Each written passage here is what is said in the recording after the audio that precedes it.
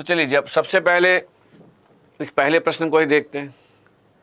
अब इस पहले प्रश्न में दिया हुआ है प्रदूषक और उससे संबंधित स्वास्थ्य समस्याएं या रोग। अब ध्यान दीजिए, इस क्वेश्चन को अगर आप सॉल्व करेंगे तो जिनका ये टॉपिक तैयार होगा वो तो कह देगा कि मरकरी के कारण जो बीमारी होती है उसे मीना-माटा कहते हैं। मरकरी एक प्रदूषक है। कैडमियम के कारण जो बीमारी होती है उसे इटाई कहते हैं।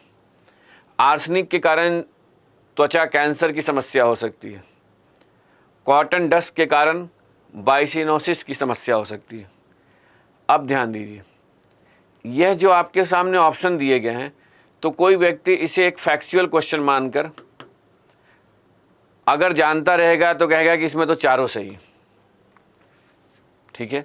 लेकिन अब इस क्वेश्चन के माध्यम से आपको रिवीजन करना है तो एक प्रश्न यहाँ सबसे पहले यह उठता है कि जो मीना-माटा है, मीना-माटा बे है, इसके अगर हम भौगोलिक पक्ष पर ध्यान दें, और यह मीना-माटा की खाड़ी जो है क्यूशो द्वीप, जापान के क्यूशो द्वीप के पश्चिम में, और यह डिजीज इस समय अभी क्यों इम्पॉर्टेंट हो गया है, क्योंकि कहीं ना कहीं समुद्र में, यानी अभी कह सकते हैं कि ग्लोबल प्लान एक्शन के तहत अंतर्राष्ट्रीय स्तर पे एक समझौता किया गया कि मरकरी के कारण जो स्वास्थ्य संबंधित समस्याएं उत्पन्न हो रही हैं उनका समाधान करने के लिए हमें प्रयास करना चाहिए। तो आप कह सकते हैं कि एक कन्वेंशन लाया गया, और उस कन्वेंशन को अगर देखा जाए तो उस कन्वेंशन के साथ साथ अभी 2022 में के जुलाई के समय, यानी 25 से 29 जुलाई के बीच में एक वर्चुअल कॉन्फ्रेंस होने वाला है, और उसका थीम रखा गया है कि मरकरी के स्तर को कम करते हुए हम पूरे विश्व को जो है ग्रीनर वर्ल्ड में कन्वर्ट करें, यानी वैश्विक स्तर पर मरकरी के मात्रा को कम किया जाए, जिससे कि जो इसके कारण समस्याएं होती हैं, प्रदूषण के कारण जो बीमारियां हो रही हैं वो आगे ना हो। अब इसको आपने किससे जोड़ दिया? करंट से। जैसे आपने इस क्वेश्चन को देखा तो क्वेश्चन को देखने से आती है, तुरंत देखिए कि क्या मरकरी के कारण जो स्वास्थ्य संबंधित समस्याएं उत्पन्न होती हैं उस समस्या के समाधान के लिए अंतर्राष्ट्रीय स्तर पे कोई प्रयास किए जा रहे कि नहीं। अगर कोई प्रयास किए जा रहे हों और वह अभी के समय न्यूज में है तो उसे कवर कर लिए। दूसरी बात, इसकी अगर हम साइंस को देखेंगे तो मीना-माटा डिजीज से आखिर हमारे शरीर का कौन सा पार्ट जब सबसे ज़्यादा अफेक्टेड होता है, तो इसके कारण नर्वस सिस्टम, यानी जो हमारा नर्वस सिस्टम है वो सबसे अधिक प्रभावित होता है। तो इसको आप बायोलॉजी से रिलेट करके देखिए, रिवीजन करने का तरीका है। और साथ ही साथ अगर आप यह जानने का कोशिश करते हैं कि आखिर मरकरी का साइंस क्या है, तो मरकरी एक लिक्विड मेटल है, और मरकरी जो थर्मोमीटर में मरकरी का यूज़ किया जाता है जिससे हम बॉडी टेम्परेचर मेजर करते हैं, तो हेल्थ सेक्टर में जहां मरकरी का उपयोग थर्मोमीटर में किया जाता है, ठीक है, वैसे ही ब्लड प्रेशर मेजर करने के लिए ऐसे कई इंस्ट्रूमेंट होते हैं जहां पर मरकरी को एक कह सकते हैं सब्सटेंस के रूप में यूज में लाया जाता है। तो यह निर्णय लिया गया कि जहां जहां मरकरी का हम उपयोग कर रहे हैं वहां पर हम इसका विकल्प खोजें। जैसे डेंटल दांत में फिलिंग के लिए भी वहाँ पर भी मरकरी का उपयोग किया जाता था। तो इन सभी जगहों पर मरकरी के विकल्प के बारे में विचार किया रहा है। तो अब सोचिए, एक विकल्प दिया गया है, लेकिन उस विकल्प के आधार पर आप क्या क्या देख लिए कि मीना-माटा क्यूशो द्वीप के पश्चिम में मीना-माटा की खाड़ी है। मरकरी के कारण जो मीना-माटा बीमारी होती है उससे हम नर्वस सिस्टम सबसे अधिक प्रभावित होता है, ये हमारे ब्रेन को अफेक्ट करता है। मरकरी का सबसे अधिक उपयोग हेल्थ सेक्टर में होता है, ये एक प्रकार का लिक्विड मेटल है। और मरकरी मीना-माटा बीमारी के कारण एक अंतर्राष्ट्रीय स्तर पे समझौता हुआ, कन्वेंशन लाया गया, और यह प्रयास किया जा रहा है कि किस प्रकार हम मरकरी के यूज़ को कम करते हुए पूरे वर्ल्ड को एक ग्रीन वर्ल्ड में कन्वर्ट करें। और अभी ये क्यों इम्पॉर्टेंट हो गया कि 2022 में एक वर्चुअल कॉन्फ्रेंस जो जुलाई में होने वाला, उस कॉन्फ्रेंस को के कारण जो है ये टॉपिक इम्पॉर्टेंट हो गया। तो इस विकल्प को देखा आपने, तुरंत गूगल सर्च भी कर सकते हैं और इमीडिएटली आप लिख सकते हैं कि अच्छा ये मेन पॉइंट है। कैडमियम प्रदूषक के कारण जो इटाई बीमारी होती है, इससे हड्डियां जो हैं मुलायम होने लगती हैं और साथ में हड्डियों के मुलायम होने के साथ साथ किडनी के फेल होने की, यानी किडनी के प्रभावित होने की समस्याएं बढ़ जाती हैं। तो आपने तुरंत क्या देखा कि आखिर स्वास्थ्य संबंधी ये रोग से किस प्रकार की स्वास्थ्य संबंधी समस्याएं होती हैं। आर्सेनिक से त्वचा कैंसर हो सकता है। तो कॉटन से, कपास के रेशे से जो डस्ट निकलता है या किसी भी फाइबर से, जैसे फाइबर्स की अगर हम बात करें तो फिलीपींस में मनीला हेम्प एक प्रकार का फाइबर है, हेम्प, ठीक है। तो चाहे कॉटन का हो या किसी प्रकार का फ्लेक्स हो, तो फाइबर से जो रेशे निकलते हैं उनके कारण जो है जो बीमारी होती है उसे बाइसिनोसिस कहते हैं। इससे लंग्स अफेक्टेड हो सकता है। तो आपने समस्या को भी यहाँ से रिलेट कर लिया और साथ साथ में आप क्या कह सकते हैं कि एक बीमारी है सिलिकोसिस, जहाँ पर सिलिकेट का, क्वार्ट्ज का खनन किया जाता है, माइका का खनन किया जाता है।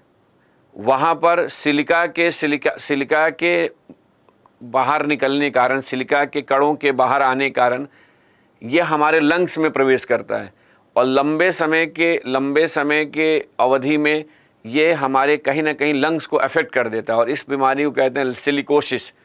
ठीक इसी प्रकार से एस्बेस्टोसिस ये भी एक प्रकार के प्रदूषण के कारण होने वाली बीमारी, इससे भी हमारा लंग्स अफेक्टेड हो सकता है।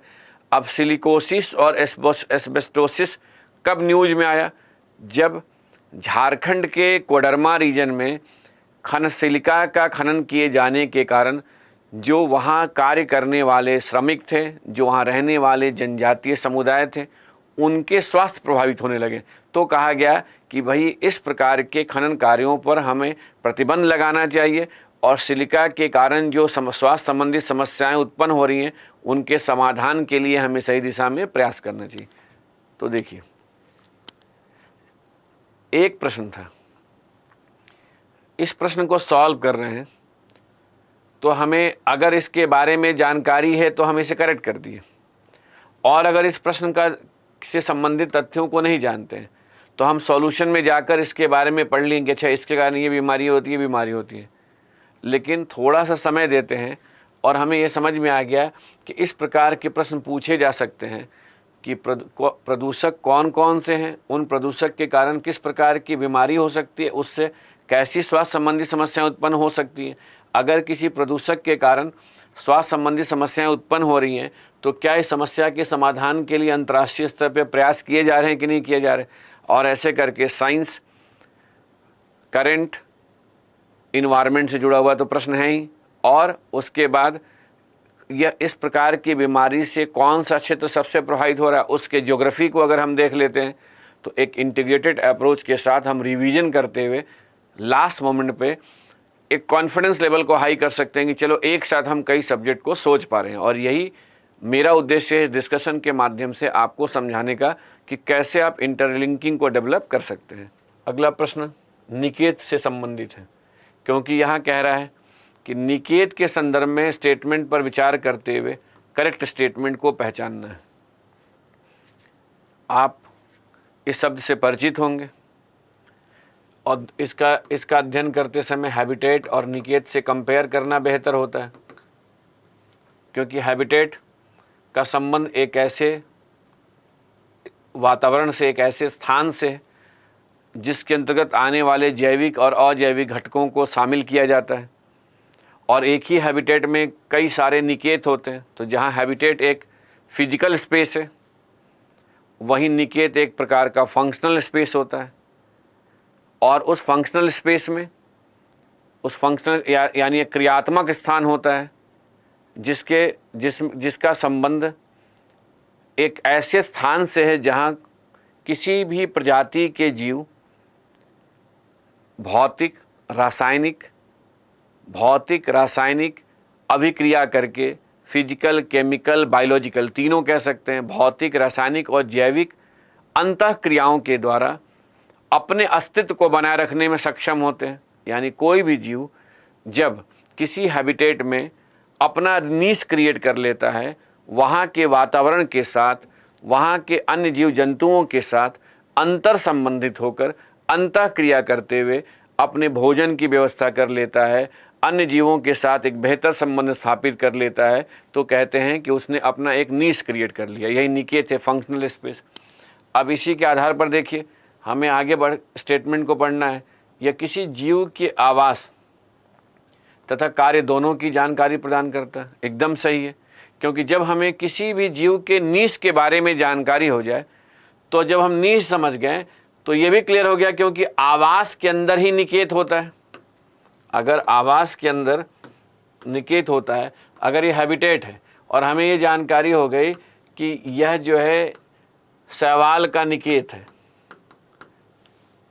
तो हमें आवास भी पता चल गया और ये शैवाल का निकेत है, तो हमने देखा कि अच्छा यहाँ तो शैवाल उत्पादक का कार्य कर रहा है और यह प्रकाश संश्लेषण के द्वारा भोजन तैयार कर रहा है, इससे सौर ऊर्जा की प्राप्ति हो रही है, तो इससे इसका हमें कार्य भी पता चल गया। तो ये स्टेटमेंट करेक्ट है।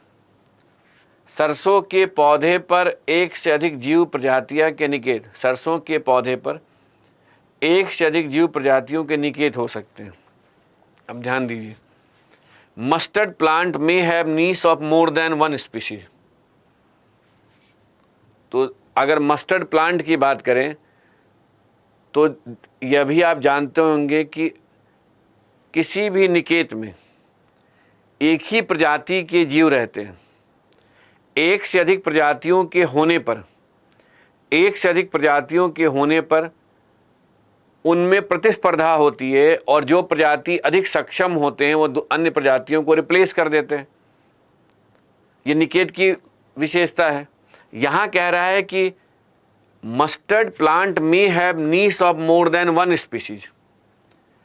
तो जहाँ पर सरसों के पौधे होते हैं, वहाँ पर कई उसकी प्रजातियाँ जो हैं अपना नीश क्रिएट कर लेती हैं। उस पर आश्रित होने वाले फिर जो भी शाकाहारी कीड़े मकोड़े होते हैं उनका एक नीश बन जाता है। तो मस्टर्ड प्लांट कई प्रजातियों को नीश प्रदान कर देता है। तो ये भी स्टेटमेंट क्या है, करेक्ट है। तो यहाँ कहेंगे कि सी करेक्ट है। ये पहला और दूसरा दोनों ही स्टेटमेंट सही है। ठीक है, देखिए यह ध्यान रखना है, इस प्रकार के जब स्टेटमेंट आते हैं और इस प्रकार के स्टेटमेंट को देखते समय ऐसा लिखा हुआ है, सरसों के पौधे पर एक से अधिक जीव प्रजातियों के निकेत हो सकते हैं। जब ऐसा लिखा रहे हो सकते हैं, होते ही हैं, तो होते ही हमें सोचना पड़ता है, स्टेटमेंट गलत हो जाता है। लेकिन हो सकते हैं और आप सरसों के पौधे की बात कर रहा है, तो एक पौधा है, उस पर कई सारे प्रजाति आश्रित हो सकते हैं। उनको वो कई सारे जीवों को क्या कर सकता है, कई सारे जीवों को भोजन उपलब्ध करा सकता है। तो उसके लिए तो निकेत हो गया। बोले नहीं, ये स्टेटमेंट हो सकते हैं, तो ये पॉसिबल है और ऐसे आप आंसर निकाल सकते हैं अगर नहीं जानते हैं तो। देखिए जैसे ये हैबिटेट है, अगर ये हैबिटेट है तो सबका अपना अपना निकेत है। ये कॉनिफरस शंकुधारी वन के यहाँ वृक्ष मिल रहे हैं, इसका अपना अलग निकेत है। इस पर आश्रित होने वाले जीव यहाँ रह रहे हैं। ये पर्णपाती वन के वृक्ष हैं, तो इसका अलग निकेत है। ये समशीतोष्ण घास के मैदान है, इसके अलग निकेत है। ये भूमध्य सागरीय जलवायु प्रदेश है, इसका अलग निकेत है। ये टुंड्रा बायोम का क्षेत्र है, बर्फ से ढका हुआ क्षेत्र, इसकी अपनी विशेषता है। ये हॉट उष्ण मरुस्थल है, जहाँ पर आपकी अलग जलवायु दशाएं होती हैं। वैसे ही ये उष्णकटिबंधीय सदाबहार वन है, इसका अलग, यहाँ पर अलग प्रकार के वृक्ष की प्रजातियाँ मिलेंगी, यहाँ अलग प्रकार के जीव जंतु मिलेंगे। और इसी प्रकार से यहाँ पर पोलर आइस, ध्रुवीय क्षेत्र के बर्फ़ के बर्फीले क्षेत्र हैं, यहाँ सवाना है, यहाँ पर वृक्ष और घास दोनों मिलेंगे। अब आप देखिए, जहाँ पर उत्पादक का नाम दिया रहेगा, यानी वृक्ष की प्रजातियों का, तो उस पर आश्रित होने वाले जीवों की संख्या क्या हो जाएगी, अधिक होगी। तो उसके निकेत एक से अधिक हो ही सकते हैं। वही आपने उदाहरण देखा, ये हैबिटेट के साथ आप निकेत को भी समझ सकते हैं। इसी प्रकार देखिए, इकोलॉजिकल नीश, ये पानी में सबने अपना अपना निकेत क्रिएट कर लिया है। किसी को अधिक गहराई से, अब इस पानी में रहने वाले इस अगर हम पक्षी को देखें तो ये अधिक गहराई से अपना भोजन प्राप्त कर रहे हैं, ये उसके तुलना में अलग क्षेत्र से अपने भोजन को प्राप्त कर रही है। ये छिछले जलीय भाग से अपने भोजन को प्राप्त कर रहे हैं। तो ये क्या है, तट के पास जो स्थल तटीय क्षेत्र है वहाँ से इसे भोजन मिल रहा है, यहाँ स्थल से मिल रहा है। तो सब ने अपने अपने भोजन की व्यवस्था के लिए अलग अलग जो है नीश को क्रिएट किया है, इसलिए सभी सर्वाइव कर सकते हैं। अगर यहीं पर जहाँ से इसे भोजन मिल रहा है यहीं पर कोई दूसरे स्पीशीज का जीव आ जाए जिससे यहीं से भोजन प्राप्त करें, दोनों के बीच में क्या होगी, प्रतिस्पर्धा होगी और जो सक्षम होंगे वो यहाँ पर सर्वाइव कर पाएगा।